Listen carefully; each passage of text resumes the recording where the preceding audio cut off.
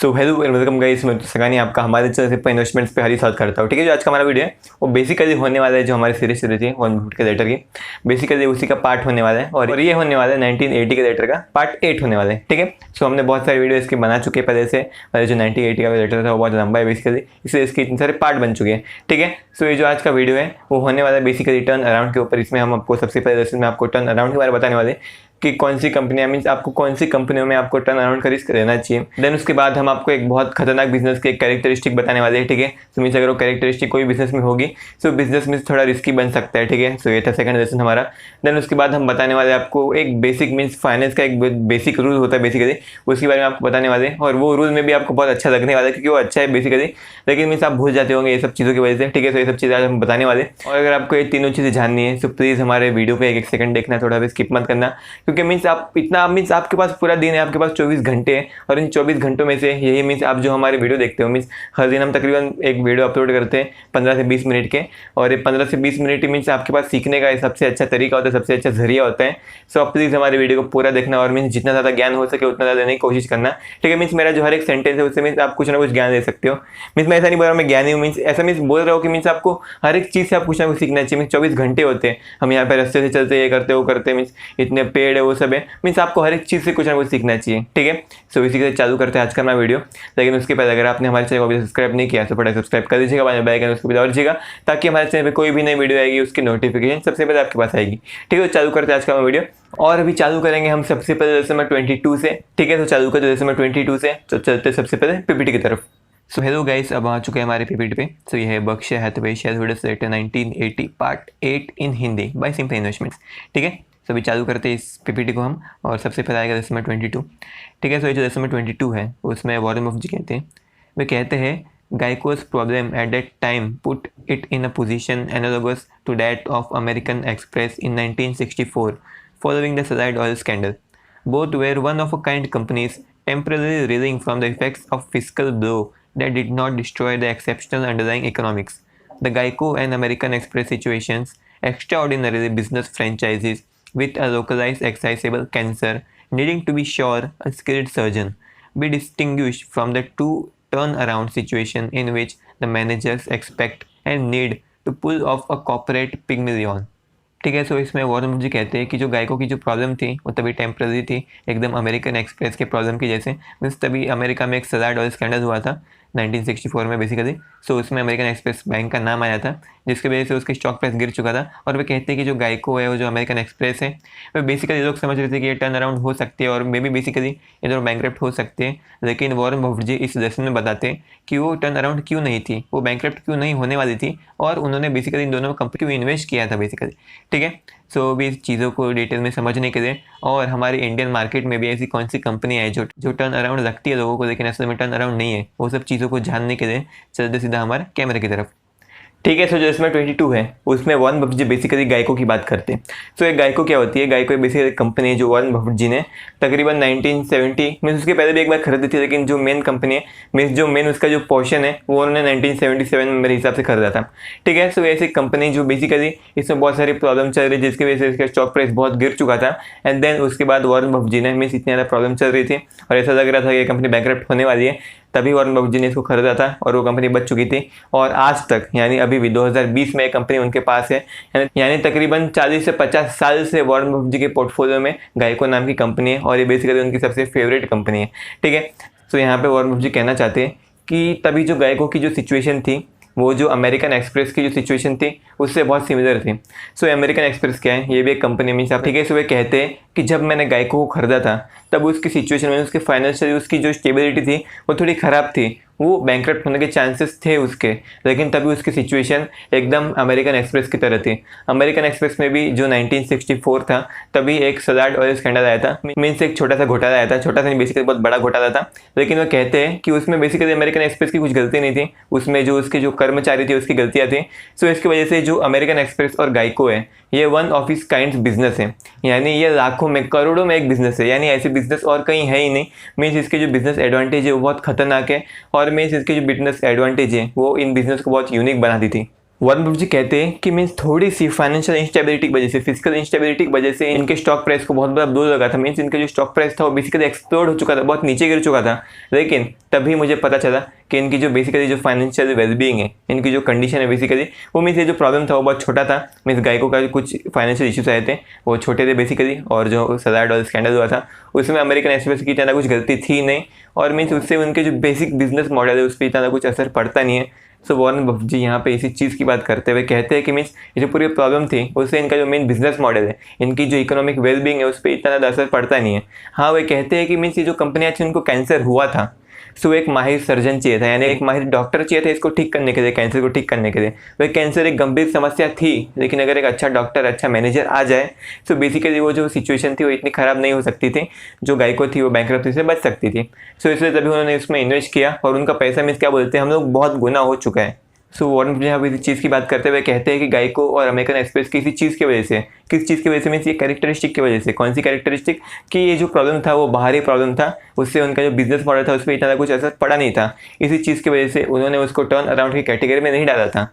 वे कहते हैं कि इसी चीज़ की वजह से हमने उसके शेयर खरीदे थे। वॉरेन बफेट जी खुद कहते हैं, वे कहते हैं कि हमें टर्न अराउंड में इन्वेस्ट करना बिल्कुल भी पसंद नहीं है, हम टर्न अराउंड बिल्कुल इन्वेस्ट करते ही नहीं है। वो बेसिकली कहते हैं कि टर्न अराउंड सेल्डम टर्न, यानी जो टर्न अराउंड होते हैं वो बहुत कम चांसेस होते हैं उनका टर्न अराउंड होने के।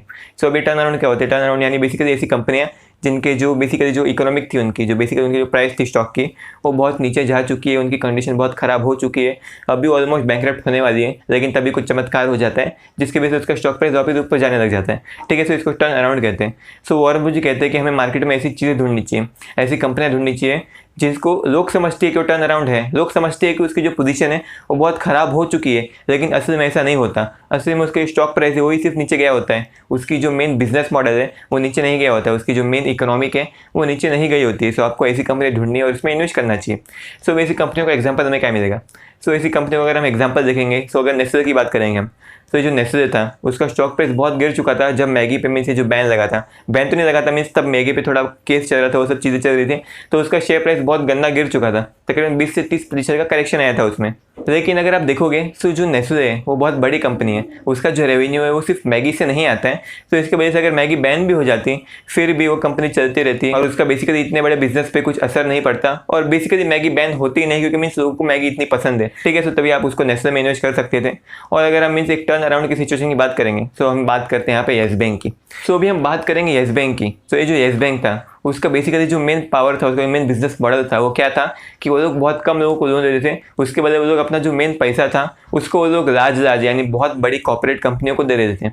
यानी जो नॉर्मल बैंक होती है वो क्या करती है, वो लोग के पास 100 रुपया होता है, 100 रुपये को मे भी अलग अलग 10 लोगों को दे सकते हैं, मे भी अलग अलग 1000 लोगों को दे सकते हैं, या फिर मे भी अलग अलग 10,000 लोगों को दे सकते हैं। लेकिन जो येस बैंक थी उसका जो स्ट्रेटेजी था, उसका बिजनेस मॉडल था वो बहुत क्या बोलते हैं एकदम कॉन्सेंट्रेटेड था। मीन्स उनके पास अगर 100 रुपया रहेगा, 100 रुपये में भी किसी 5 बंदे को देगी या फिर किसी 10 बंदे को देगी, लेकिन मीन्स ये बहुत कम बंदे को दे रही थी।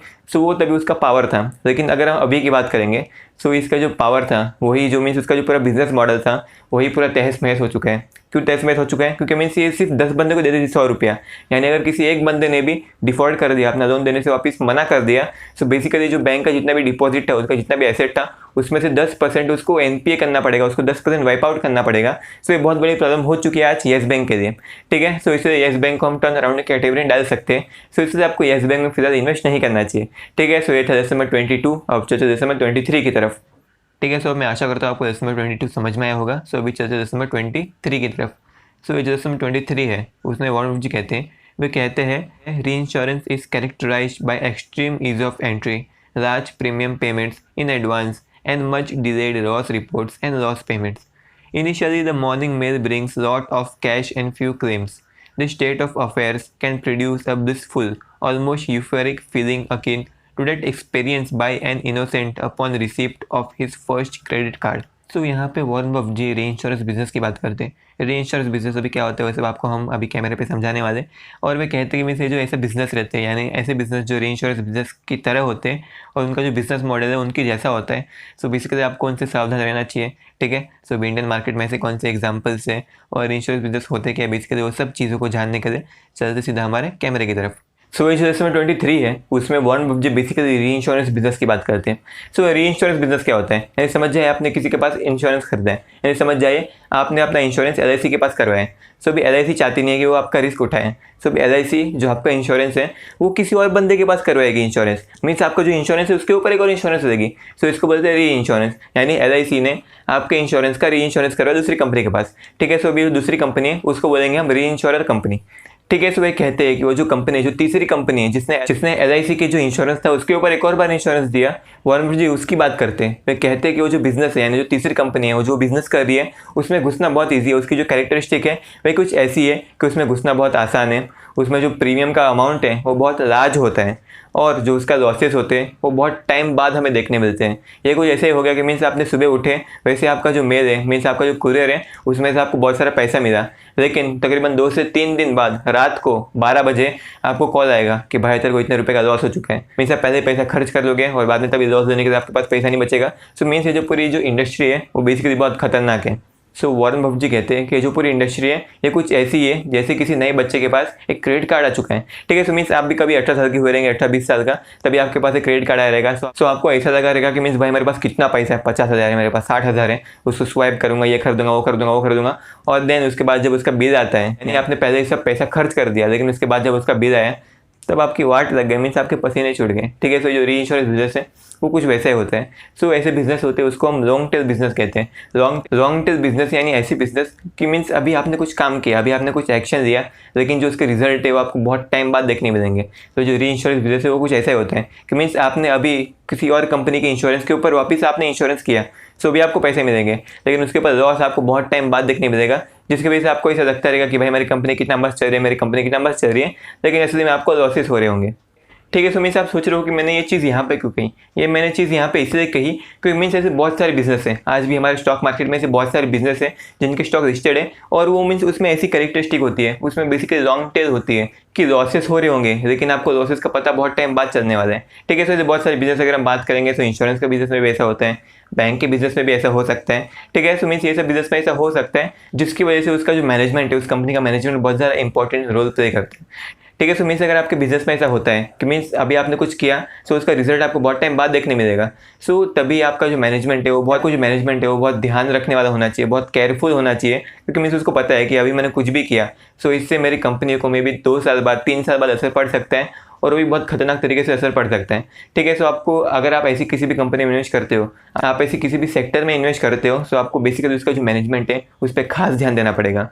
सो ये बात तो थी, लेकिन साथ ही साथ आपको ऐसी कंपनी में भी ध्यान देना चाहिए कि मैं समझ जाए कोई भी कंपनी है वो अपना बहुत बड़ा इन्वेस्टमेंट किसी एक जगह पे कर रही है, और अभी आपको लगता है कि वो जगह ऊपर जाने वाली है, जिसकी वजह से उसका स्टॉक प्राइस ऊपर जा सकता है। अभी आपको क्या लगेगा कि हाँ भाई स्टॉक प्राइस ऊपर जा रहे हैं, और वो जो चीज़ है जिसमें वो पैसा इन्वेस्ट कर रही है वो चीज़ अच्छी होने वाली है, मीन्स आपको पूरा भरोसा है, और मे भी वो अच्छी हो सकती है, नहीं हो सकती है, लेकिन अगर आपने तभी उसका स्टॉक खरीद लिया लेकिन वो चीज़ अच्छी खासी नहीं हुई, तो उसका पैसा तो पहले बार डूबे गई, और उसने जो पहले उससे जो पैसा एक्सपेक्ट किया था वो भी उसको नहीं मिलने वाला, जिसकी वजह से उसको बहुत ज़्यादा लॉस हो सकते हैं, और ये जो इतना बड़ा लॉस है वो उसको बहुत साल तक भुगतना पड़ सकता है। उसको मीन्स अगर समझ जाए कोई प्रोजेक्ट है जिसमें उसने अपना 50% पैसा लगा दिया, तो बेसिकली उसको जो लॉस है वो बहुत टाइम तक भुगतना पड़ेगा, मीन्स कई साल तक, 5, 10, 15, 20 साल तक उसको भुगतना पड़ेगा, इतना टाइम लगेगा मीन्स वो जो लॉस है उसको कवर अप करने के लिए।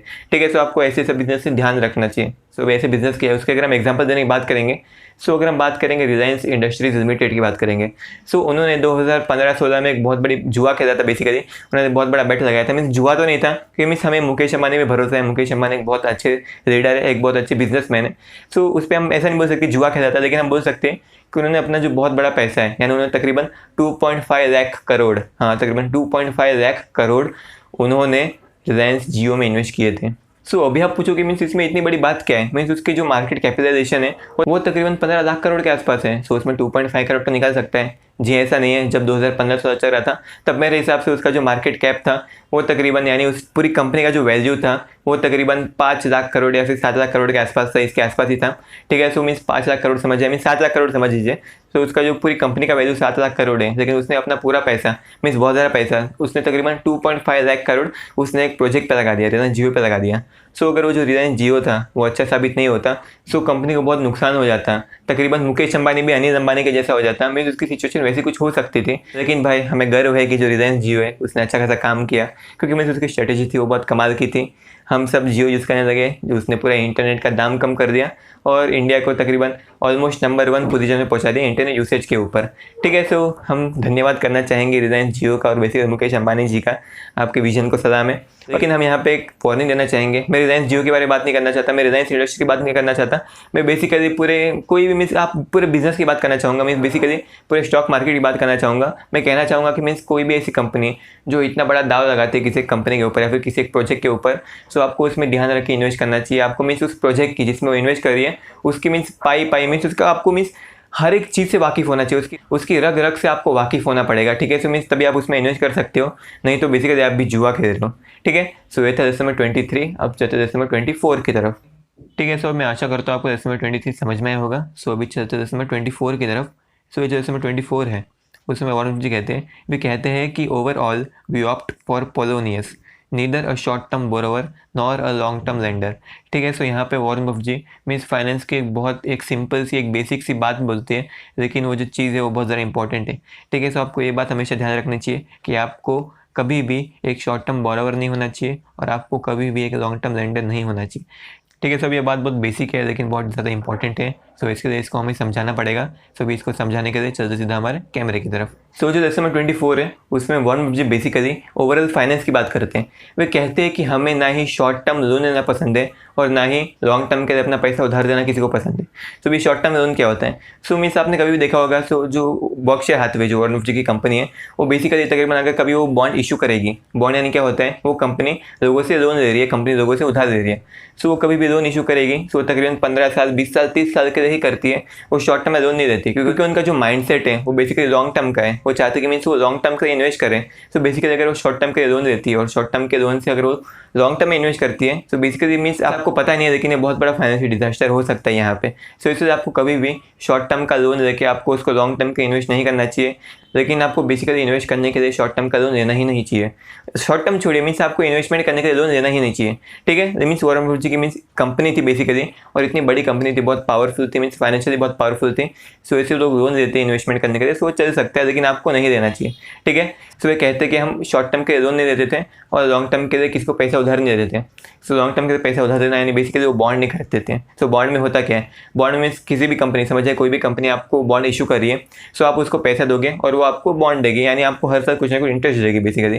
सो वे कहते हैं कि हम किसी भी कंपनी को लॉन्ग टाइम के लिए उधार नहीं देते थे, यानी बेसिकली लॉन्ग टर्म बॉन्ड यानी तकरीबन 15 साल 20 साल 30 साल के बॉन्ड। सो वे कहते हैं कि हम बॉन्ड से बहुत दूर रहते थे और साथ ही साथ हम बेसिकली जो शॉर्ट टर्म लोन थे उनसे भी दूर रहते थे। सो इससे आपको ये सीखना चाहिए कि आपको बॉन्ड से दूर रहना चाहिए। मैं ऐसा नहीं बोल रहा हूँ कि आपको बॉन्ड में इन्वेस्ट नहीं करना चाहिए, मैं सिर्फ ऐसा बोल रहा हूँ कि आपको जब भी बॉन्ड में इन्वेस्टमेंट की अपॉर्चुनिटी दिखेगी तभी आपको उसमें इन्वेस्ट करना चाहिए। आपको बेसिकली ऐसा नहीं करना चाहिए मीन्स मैं डाइवर्सिफिकेशन के लिए ऐसा करो वैसा करो। आपको जब इन्वेस्टमेंट अपॉर्चुनिटी दिखेगी तभी आपको उसमें इन्वेस्ट करना चाहिए। आपको बेसिकली ऐसे फालतू में बॉन्ड नहीं खरीदने चाहिए, ऐसे फालतू बॉन्ड नहीं खरीदने चाहिए। ठीक है, क्योंकि मीन्स जो बॉन्ड होते हैं वो बेसिकली लॉन्ग टर्म के लिए किसको उधार देना ऐसा होता है। सो आपको पता नहीं कि मीन्स 15 साल 20 साल 30 साल के बाद आपके पास कितना पैसा बचने वाला है, वो कंपनी बचने वाली कितनी जिंदा बचने वाली है, बैंकरप्ट हो सकती है। सो ऐसा कुछ भी हो सकता है, तो इसलिए आपको लॉन्ग टर्म के लिए किसी को उधार नहीं देना चाहिए और साथ ही साथ शॉर्ट टर्म के लोन भी नहीं देना चाहिए। ठीक है, सो ऐसा लेसन नंबर 24 ये जो वीडियो थी वो यहीं पे खत्म होती है। मैं आशा करता हूँ आपको हर एक लेसन था वो तीनों लेसन थे बेसिकली आपको समझ में आए होंगे। अगर आपको वीडियो अच्छा लगा तो प्लीज़ लाइक सब्सक्राइब कर देना और दोस्तों के साथ भी बांटना, क्योंकि मीन्स ये जो हमारा चैनल है उसको थोड़ा सपोर्ट की जरूरत है। आप जितने दोस्तों के साथ बांटेंगे उतना सब्सक्राइबर बढ़ेंगे, हमारे व्यूज़ बढ़ेंगे, तो उससे हमारे चैनल को थोड़ा सपोर्ट मिलेगा। ठीक है, तो प्लीज़ लाइक सब्सक्राइब कर देना और साथ ही साथ अगर आपको ये वीडियो अच्छी लगी, आप ऐसी और वीडियो चाहते हो, हमने बहुत सारी वीडियो बनाई है, हमने केस स्टडी के ऊपर वीडियो बनाई है, हम बहुत सारे केस स्टडी के ऊपर वीडियो बना चुके हैं, वो मीन्स पूरा प्लेज बनाया हमने केस स्टडी के ऊपर। तो उसके लिंक ऊपर आई बटन में, हमने अलग अलग इन्वेस्टमेंट टाइप के ऊपर पूरा प्लेज बनाया, उसका लिंक ऊपर आई बटन में। और ये जो हमारी पूरी सीरीज़ है उसका भी अलग प्लेज बनाया हमने, उसके लिंक भी ऊपर आई बटन में। ठीक है, सो आप तीनों चेक कर देना।